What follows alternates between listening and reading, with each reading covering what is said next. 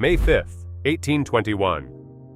Napoleon dies in lonely exile. Doctors blame stomach cancer, but his bones tested positive for arsenic at 10 times the norm. Now, DNA from Napoleon's bones is rewriting the story, revealing early findings that could end a 200-year debate. What secrets could this genetic proof finally expose? St. Helena, May 6, 1821. In a dimly lit room, Dr. Francesco Antomarchi prepared for the autopsy of Napoleon Bonaparte. British and French physicians gathered, notebooks in hand, as the body of the former emperor lay before them. The clinical notes from that morning detail a man ravaged by illness. For months, Napoleon had suffered relentless abdominal pain, frequent vomiting, and a wasting of his frame so severe that his attendants described him as a shadow of his former self. The autopsy revealed a stomach marked by a large ulcerated lesion, its edges thickened and irregular, with a visible perforation near the pylorus. The surrounding tissue was inflamed and discolored, and the lower part of the stomach showed signs of advanced disease.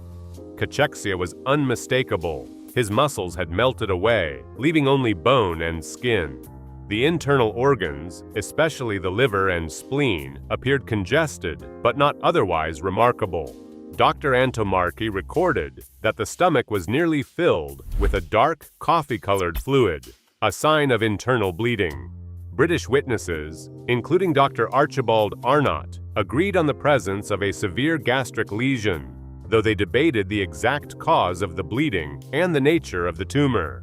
In their official report, the physicians concluded that Napoleon died from a perforated gastric ulcer, almost certainly malignant. The diagnosis, stomach cancer, was entered into the record, supported by the visible destruction of the organ and the symptoms leading up to his death. This verdict, signed by both British and French doctors, became the foundation for all that followed in the search to explain Napoleon's final days. In the decades after Napoleon's death, a new forensic clue began to stir debate. Locks of his hair, carefully snipped by attendants and preserved in labeled envelopes, found their way into museums and private collections. When scientists in the 1960s subjected these strands to chemical analysis, the results were startling.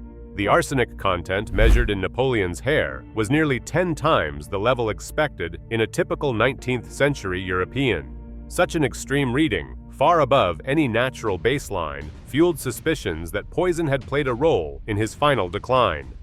The poison theory gained momentum. Authors and forensic historians pointed to the hair assays as evidence of foul play, while others warned that the story might be more complicated. Critics soon raised questions about the reliability of these early tests. Many hair samples had passed through multiple hands, sometimes stored for decades in less than ideal conditions. Contamination from environmental sources, dust, adhesives, even the ink used to label envelopes, could not be ruled out. Attention then turned to Napoleon's living quarters at Longwood House.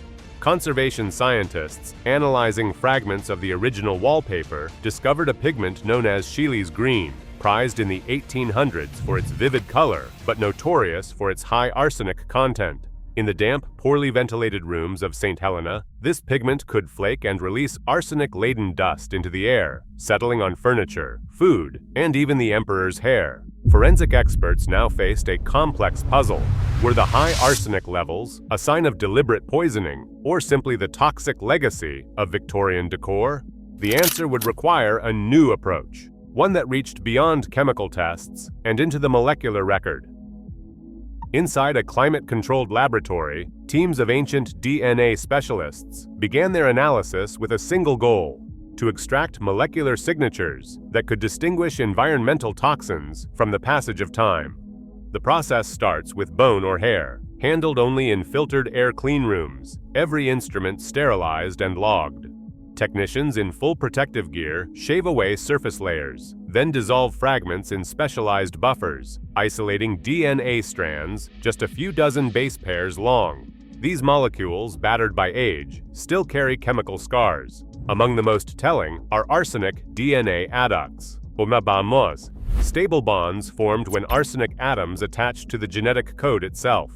Unlike surface contamination, these adducts persist deep within the bone matrix, surviving for centuries. Their presence, measured by high-resolution mass spectrometry, reveals not just exposure, but the chronic, low-dose pattern expected from daily contact with arsenic-laden dust, not a single act of poisoning. Parallel sequencing of single nucleotide polymorphisms, SNPs, maps out ancestry with surprising precision. The resulting profile shows a blend of markers common in Mediterranean populations, echoing the Corsican and Italian roots recorded in Napoleon's family history.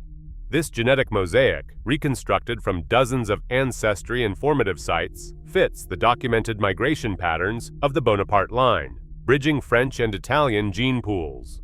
Each step of the workflow is monitored for contamination, with negative controls and authentication protocols confirming the ancient origin of the recovered DNA. The combination of stable arsenic DNA bonds and a clear Mediterranean genomic signature offers hard evidence. Napoleon's remains bear the imprint of chronic environmental arsenic, not the molecular fingerprint of acute poisoning. The DNA also sets the stage for a deeper look at inherited health risks, as the next phase of analysis turns to disease-linked variants. DNA extracted from authenticated bone fragments can reveal more than ancestry or environmental toxins. In Napoleon's case, researchers focused on genes that influence the risk of stomach cancer, searching for variants that might explain the rapid decline documented in 1821. One gene, CDH1, stands out. Mutations in CDH1 are now recognized as a major cause of hereditary diffuse gastric cancer. Individuals who inherit a pathogenic variant in this gene face a lifetime risk that can exceed 70%, a risk so high that some modern carriers opt for preventive surgery before symptoms ever appear. Analysis of Napoleon's ancient DNA, when cross-referenced with modern clinical databases, identified a rare variant in the CDH1 gene. This sequence change, classified as pathogenic, is found in families with a history of early-onset gastric cancer. Carriers often develop diffuse, infiltrative tumors that spread silently through the stomach wall, matching the autopsy's description of a thickened, ulcerated lesion and widespread tissue destruction. Beyond genetic risk, the DNA also preserves signals of chronic stress.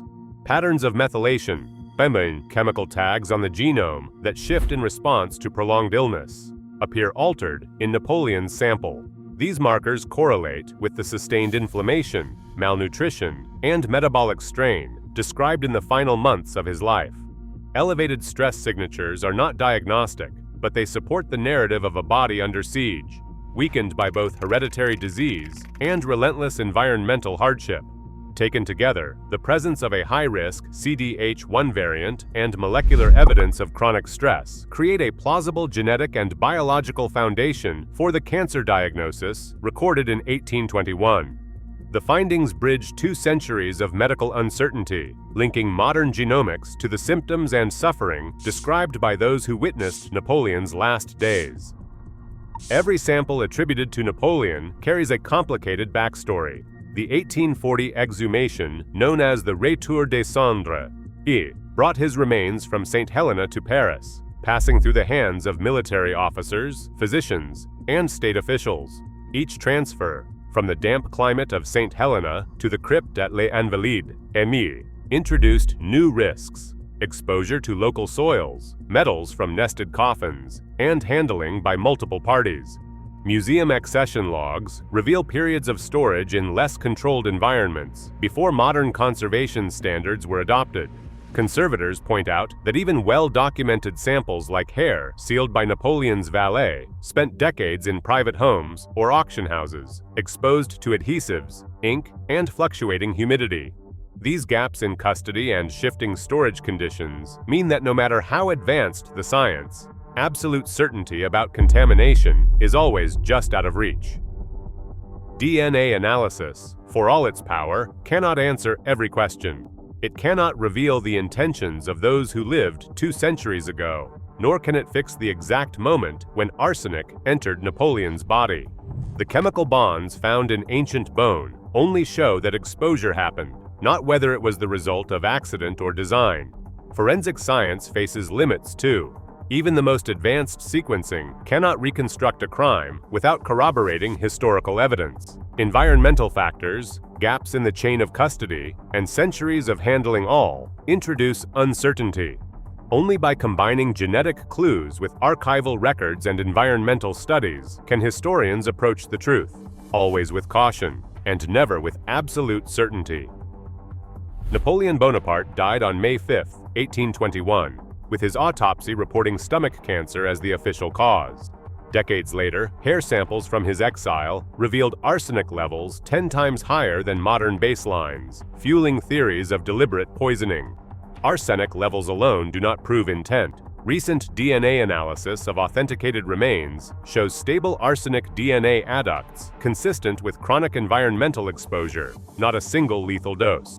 Environmental exposure fits the long-term pattern. Genetic screening confirms the presence of a CDH1 mutation, which raises the risk of gastric cancer by over 70%, matching the original medical findings.